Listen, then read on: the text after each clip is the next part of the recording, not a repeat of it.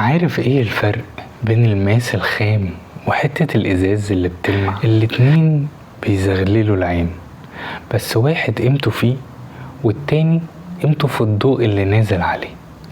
انت بقى قيمتك نابعة من جواك ولا مستني حد ينور عليك عشان تتشاف؟ تخيل لو معاك لوحة أثرية نادرة جدا ركنتها في مخزن مليان تراب، هل التراب ده بيقلل سعرها أو تمنها؟ أكيد لأ، هي لسه تسوى ملايين، بس هي في المكان الغلط.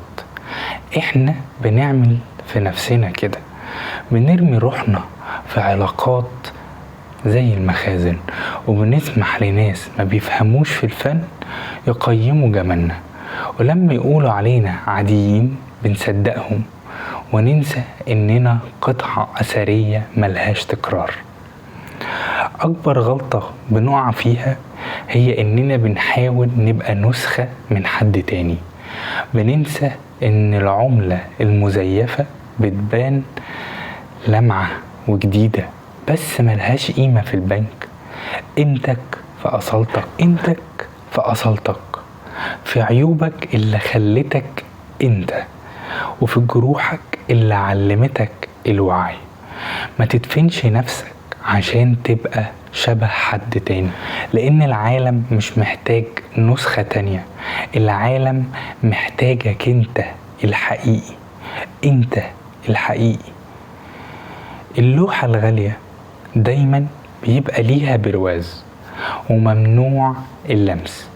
البرواز ده هو حدودك. لما تسمح لكل من هب ودب يتدخل في خصوصياتك او يستهلك طاقتك او يكسر مقاديرك، انت هنا بتشيل البرواز وبتقول للناس بوظوا فيا براحتكم. كلمة لأ هي اللي بتحافظ على ألوانك من البهتان. ليه دايما بنرضى بالفتافيت؟ فتافيت اهتمام، فتافيت وقت، فتافيت حب، وكأننا شحاتين مش أصحاب بيت.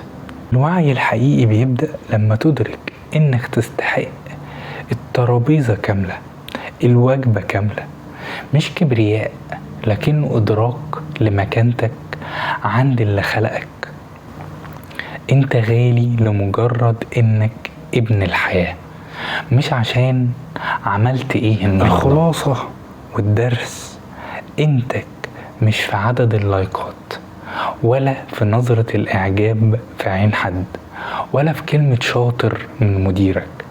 قيمتك الحقيقية هي اللي جواك، هي اللي ما بيغيرهاش كلام الناس. لو العالم كله اجمع انك نحاس وانت عارف انك دهب، كلامهم مش هيغير ذراتك.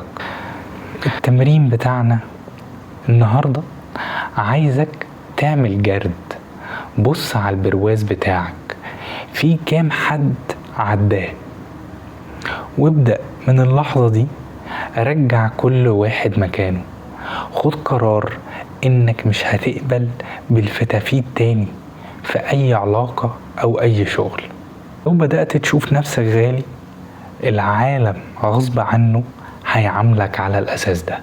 ابعت الفيديو ده لروح غالية عليك ناسية قيمتها، واكتب لي في الكومنتات انا كفاية لو فعلا صدقت ان قيمتك جواك. رحلة وعي عشان نرجع نشوف نفسنا صح. يومكم سعيد.